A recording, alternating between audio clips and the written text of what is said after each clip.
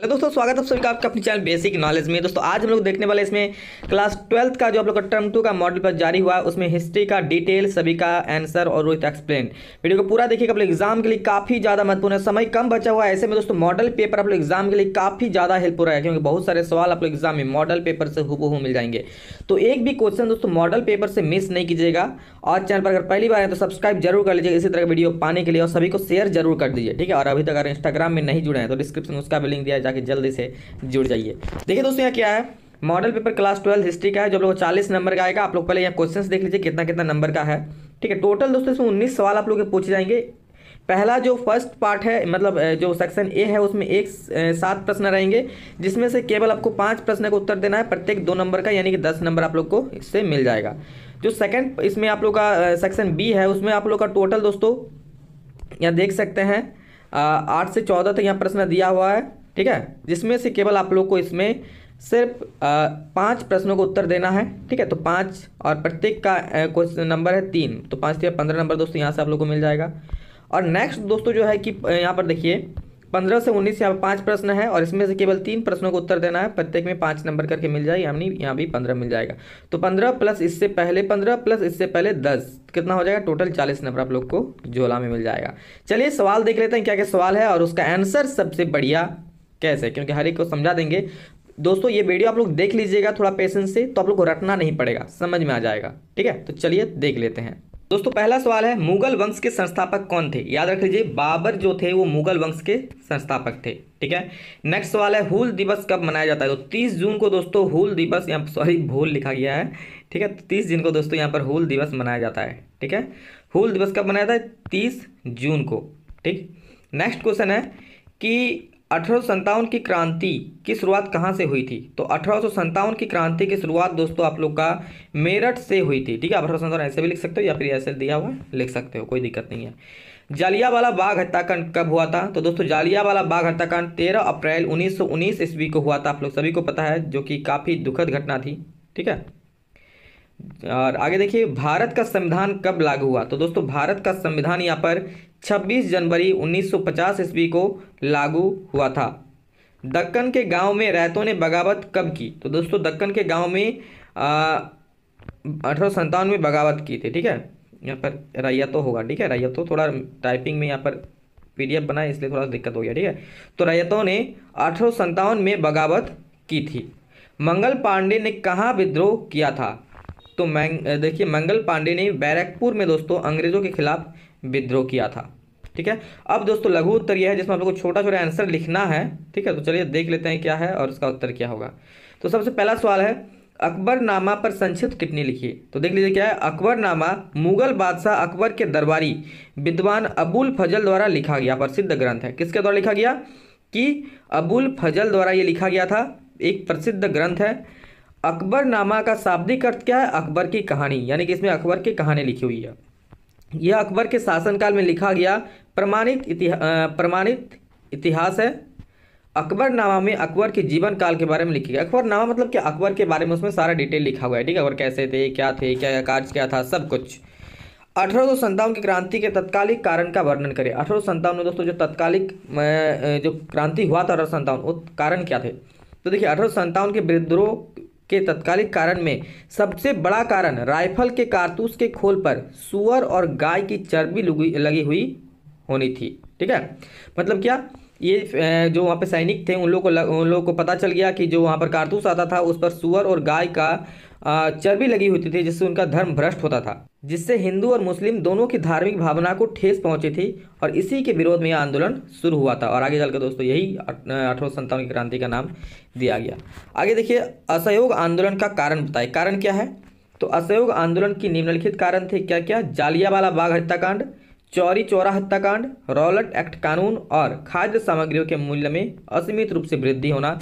इन सब के कारण दोस्तों असहयोग आंदोलन यहाँ पर चलाया गया था।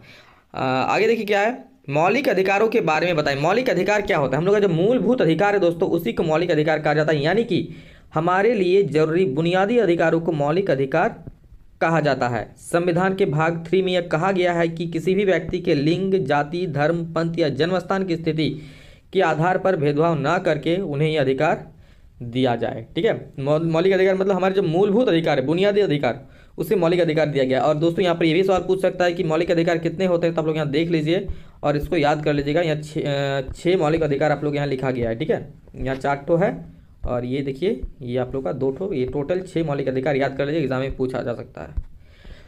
स्थायी बंदोबस्त की विशेषताओं का उल्लेख करें। स्थायी बंदोबस्त से सबसे ज़्यादा लाभ जमींदारों को हुआ। वे जमीन के वास्तविक स्वामी बन गए और उनका यह अधिकार वंशानुगत था। ठीक है, यह वर्ग भारत में ब्रिटिश साम्राज्य की जड़ को मजबूत करने में सहयोग करने लगे। अब जमींदार कृषि विकास कार्य में रुचि लेने लगे, जिससे उत्पादन में वृद्धि होने लगी। उत्पादन में वृद्धि होने से जमींदारों को आर्थिक लाभ होने लगा। देखिए क्या है, पूरा अस्थायी बंदोबस्त जो हुआ, जब भी कानून लागू हुआ दोस्तों, तो जमींदारों को जमीन का मालिक बना दिया गया और जिसके कारण क्या, जमींदारों को अब कृषि में खूब रुचि होने लगी, तो ज़्यादा खेती करवाने लगा, जिससे उन लोगों को ज़्यादा लाभ होने लगा। तो मेन रूप से हम लोग कह सकते हैं कि अस्थायी बंदोबस्त से ज़्यादा लाभ किनको हुआ? जी हाँ, ज़्यादा लाभ जमींदार लोगों को हुआ था, जमींदार साहब को। ठीक है, आगे देखिए क्या है, पानीपत के प्रथम युद्ध पर संक्षिप्त टिप्पणी लिखिए।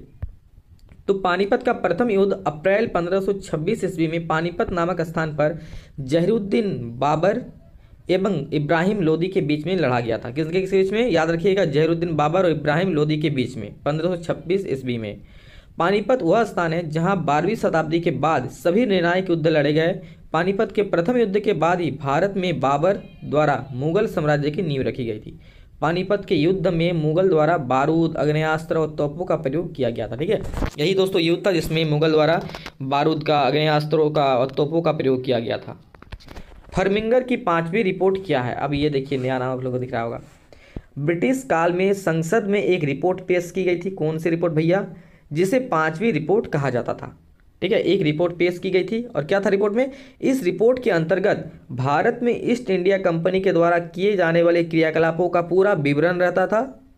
ठीक है, इस रिपोर्ट में उस समय के किसानों एवं जमींदारों के अलग अलग प्रकार की अर्जियां भी होती थी तथा कलेक्टर द्वारा बनाई गई अलग अलग पत्रलेख तथा राजस्व विभाग से संबंधित कुछ महत्वपूर्ण बिंदु भी होता, मतलब लेखा जोखा होता था उस रिपोर्ट में। ठीक है, कौन क्या काम किया, क्या क्या यहाँ पर प्रक्रिया चली, सब कुछ अर्जी क्या क्या था, सब कुछ यहाँ पर लेखा जोखा होता था।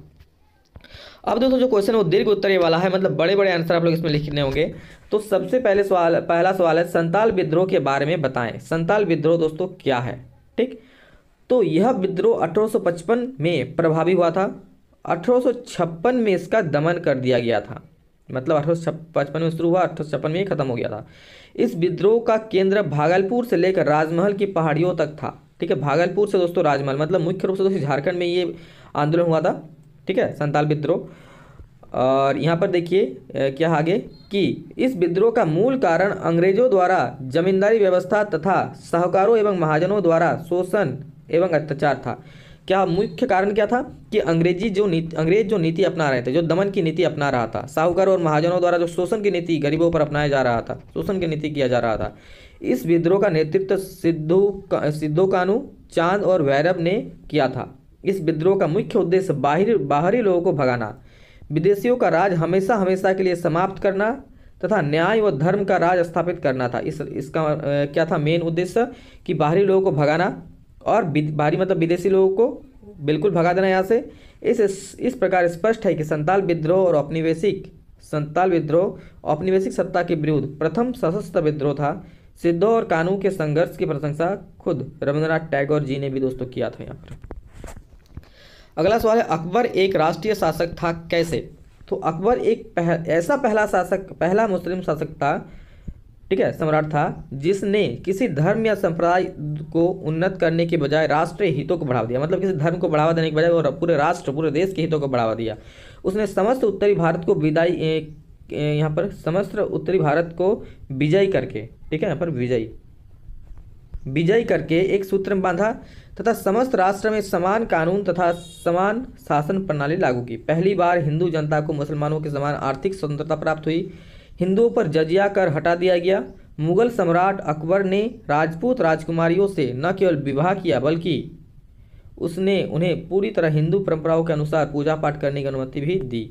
इन सभी उपायों के कारण देश में राष्ट्रीय राज्य स्थापित करने में अकबर सफल हुआ था। ठीक है, अगला सवाल है क्या?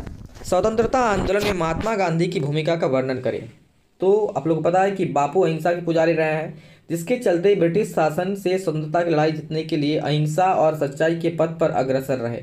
वह कई बार जेल भी गए, हालांकि देश को आज़ादी मिलने तक अपने आंदोलन जारी रखा था। दक्षिण अफ्रीका से भारत लौटने के बाद महात्मा गांधी ने कई आंदोलन में भाग लिया।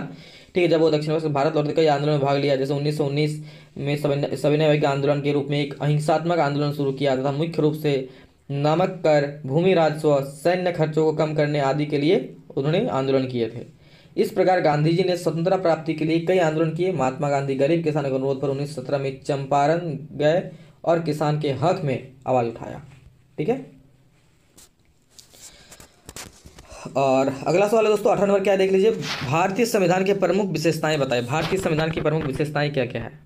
तो भारतीय संविधान की प्रमुख विशेषताएं निम्नलिखित है। विश्व का सबसे विशाल संसाधन ये भारत का संविधान विश्व का सबसे विशाल संविधान है। लिखित एवं निर्मित संविधान है। भारत का संविधान संयुक्त राज्य अमेरिका, कनाडा, स्विट्जरलैंड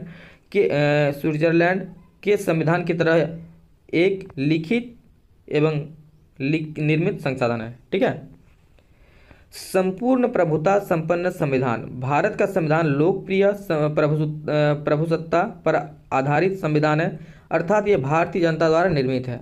इस संविधान द्वारा अंतिम शक्ति भारतीय जनता को प्रदान की गई। मतलब इस संविधान द्वारा दोस्तों अंतिम शक्ति मतलब हर एक शक्ति भारतीय जनता को प्रदान की गई है। ठीक है, संविधान की प्रस्तावना क्या है? भारतीय संविधान की मौलिक प्रस्तावना तथा लक्ष्यों को संविधान की प्रस्तावना में दर्शाया गया है। भारत के विभाजन के प्रमुख कारणों का उल्लेख करें। भारत के विभाजन के दोस्तों प्रमुख कारण क्या था उसका उल्लेख करने बोला तो देख लीजिए, वर्ष 1947 के भारत विभाजन को भारत की एक अत्यंत दुखद घटना के रूप में जाना जाता है। जब भारत विभाजित हुआ था उसको एक अत्यंत दुखद घटना के रूप में जाना जाता है। अंग्रेजी प्रशासन के निरंतर प्रयासों के कारण सदियों से साथ रहने वाले हिंदू और मुस्लिम अपने मध्य धार्मिक मतभेदों को मिटाने में सफल नहीं हो पाए। अंग्रेजों ने मुस्लिमों को सहानुभूति प्रदान करने के लिए हिंदुओं और मुस्लिमों में भेद करना आरंभ कर दिया था। मतलब क्या, उन्होंने हिंदू और मुस्लिम में लड़ाई लगाना शुरू कर दिया, जिससे हिंदू और मुस्लिम में अनबन होने लगी थी। वही सब कुछ यहाँ पर लिखा हुआ है। ठीक है, गांधी जी ने दोस्तों भारत से पाकिस्तान का अलग होने का विरोध किया था, पर उन्होंने सरदार वल्लभ भाई पटेल और यहाँ पर नेहरू के साथ मिलकर एक अलग पाकिस्तान की नींव रखी थी। और सरदार वल्लभ भाई और नेहरू जी ने ये सोचा कि चलिए इतना लड़ाई से अच्छा है कि नया पाकिस्तानी बन जाए। लेकिन फिर भी दोस्तों काफ़ी खून खराबा हुआ था, काफ़ी ज़्यादा झमेला हुआ था, आप लोग जानते ही हैं। ठीक है, गदर मूवी देखे होंगे तो आप लोग को पता होगा।